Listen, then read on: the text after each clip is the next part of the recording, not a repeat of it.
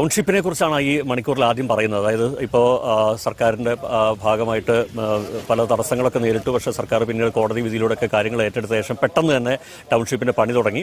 410 വീടാണ് പണിയുന്നത്. നമുക്ക് ആദ്യം നോക്കാം എന്താണ് ഈ ദുരിതബാധിതർക്ക് വേണ്ടി പണിയുന്ന ടൗൺഷിപ്പിൻ്റെ അവസ്ഥ നോക്കാം, എന്താണ് അവിടുത്തെ കാര്യങ്ങൾ നോക്കാം. അതിനെക്കുറിച്ച് റിപ്പോർട്ട് കണ്ടിട്ട് വരാം.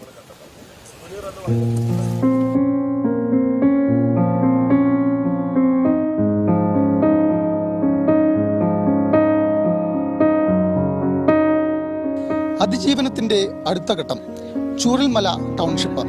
കനത്ത മഴയെയും അവഗണിച്ചാണ് ഈ വീടുകളുടെ നിർമ്മാണം കൽപ്പറ്റയിലെ എൽസ്റ്റൺ എസ്റ്റേറ്റിൽ ഇപ്പോൾ പുരോഗമിക്കുന്നത്. മാർച്ച് 27-ന് മുഖ്യമന്ത്രി പിണറായി വിജയനാണ് ടൗൺഷിപ്പിന്റെ ശിലാസ്ഥാപനം നടത്തിയത്. എൽസ്റ്റൺ എസ്റ്റേറ്റിലെ 64 ഹെക്ടർ ഭൂമിയിൽ 5 സോണുകളായി തിരിച്ച് ആകെ 410 വീടുകളാണ് വിഭാവനം ചെയ്യുന്നത്. 224 വീടുകൾക്കുള്ള സ്ഥലമൊരുക്കൽ ഇതിനകം പൂർത്തിയായി.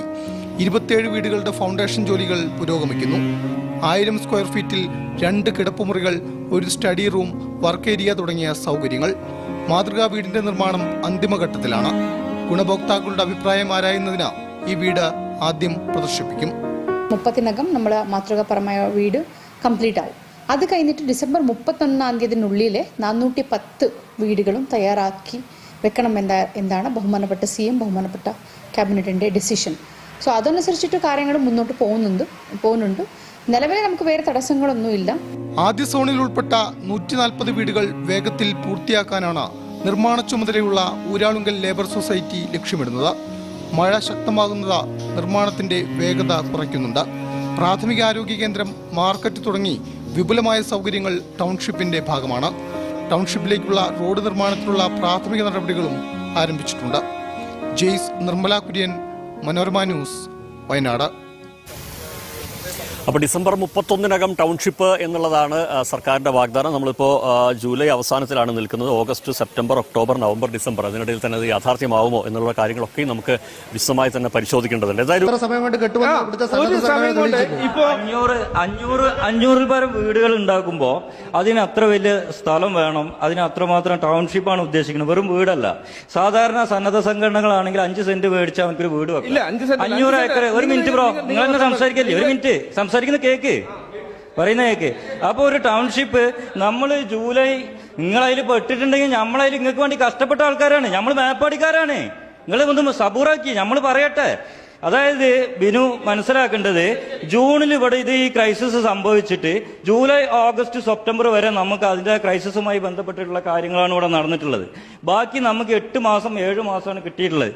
അതിൽ 2 മാസത്തോളം 3 മാസത്തോളം ഇപ്പോൾ മഴ കൊണ്ടുപോയി. ബാക്കി സർക്കാരിന്റെ മുന്നിൽ കിട്ടിയത് 6 മാസം 5 മാസമാണ്. ഈ 5 മാസം കൊണ്ട് കേസുള്ള ഒരു സ്ഥലം എടുത്ത് കോടതിയിൽ പോയി അതിന്റെ പെർമിഷൻ മേടിച്ചു, മോഡൽ ആയിട്ടുള്ള വീടിന്റെ വർക്ക് കഴിഞ്ഞു, 100-ൽ പരം വീടുകൾക്ക് തറയിട്ടു. അപ്പൊ ഇതൊക്കെ ഒരു സർക്കാരിന്റെ ഇച്ഛാശക്തിയായിട്ട് എന്തുകൊണ്ട് കാണാൻ പറ്റുന്നില്ല?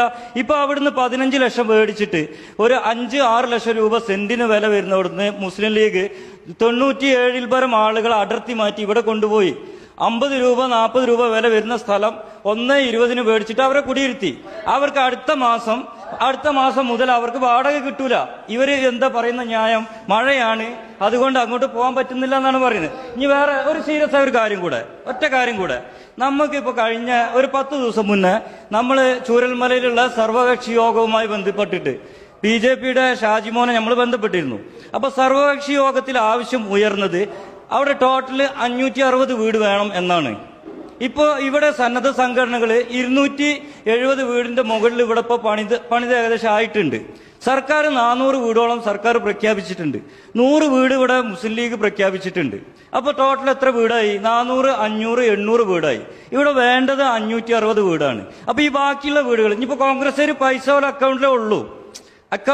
സർക്കാർ ഇത്ര ചെയ്തില്ലേ, സർക്കാരിനെ സഹായിക്കരുത് എന്ന് പറഞ്ഞിട്ട് സ്വന്തം അക്കൗണ്ടിൽ പോക്കറ്റിൽ പൈസ ഇട്ട് അതിന്റെ എത്ര ക്യാഷ് ഉണ്ട് എന്ന് പറയാൻ പോലും KPCC കഴിയുന്നു. ഒരു മിനിറ്റ് അബ്ജോദ്, ഇവരെ കുറിച്ച് പറയുമ്പോൾ നിങ്ങൾ അങ്ങനെ ഇടപെടല്ലേ? ഓരോ മിനിറ്റ്. സർക്കാരിന് അങ്ങനെ കടന്നാക്രമിക്കാൻ പറ്റൂല. കാരണം ഇത്രയും ഒരു 7 മാസ കാലയളവ് കൊണ്ട് സർക്കാർ ഇത്ര ചെയ്തു. ഇവര് മേടിച്ച കാശിന് പോലും ഇവർക്ക് എത്ര കാശുണ്ടെന്ന് എണ്ണി പറയാൻ കഴിഞ്ഞിട്ടില്ല. അതെ, മനസ്സിലായി സുഹൃത്തെ. ഇത്രയും ചെയ്തില്ലേ എന്നാണ് BJP പ്രതിനിധിയോട് ഒരു ചോദ്യം. ഇടയിലായി പോവുകയാണ്. ബന്ധപ്പെട്ട് വീടായാലും ഇൻഡസ്ട്രിയിലായാലും ബിസിനസ്, വിദ്യാഭ്യാസ സ്ഥാപനങ്ങളോ മതപരമായ സ്ഥാപനങ്ങളോ ആണെങ്കിലും വയറിംഗ് വർക്കുകൾ, HT, LT കണക്ഷൻ എന്നിവയ്ക്ക് ഗവൺമെന്റ് ലൈസൻസ്ഡ് ഇലക്ട്രിക്കൽ കോൺട്രാക്ടറായ പള്ളങ്ങോട് ഇലക്ട്രിക്കൽ വർക്ക്സിനെ തന്നെ ഏൽപ്പിക്കണം. പണി കമ്മിറ്റ് ചെയ്ത സമയത്ത് തന്നെ തീർത്തു തരും. കൂടാതെ നിങ്ങളുടെ സ്ഥാപനത്തിൽ അനുമതിയില്ലാതെ ജനറേറ്റർ സ്ഥാപിച്ചിട്ടുണ്ടെങ്കിൽ പള്ളങ്ങോട് ഇലക്ട്രിക്കൽ വർക്ക്സിനെ ഏൽപ്പിച്ചോളൂ. എല്ലാവിധ പേപ്പർ വർക്കുകൾ സഹിതം ഉത്തരവാദിത്തത്തോടെ തന്നെ വർക്ക് പൂർത്തിയാക്കാം. കോൺടാക്ട് ചെയ്യൂ 9496 200 200 9497 500 600.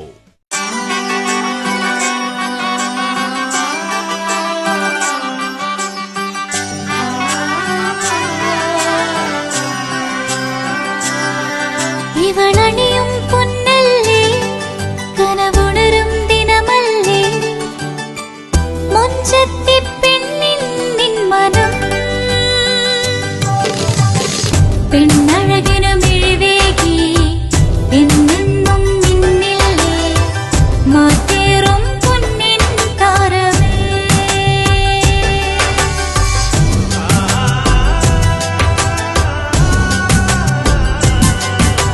സിറ്റി ഗോൾഡിൻ സ്വർണ്ണനിലാവല്ലേ, City Gold, Gold and Diamonds, Kerala and Karnataka, the glow of purity.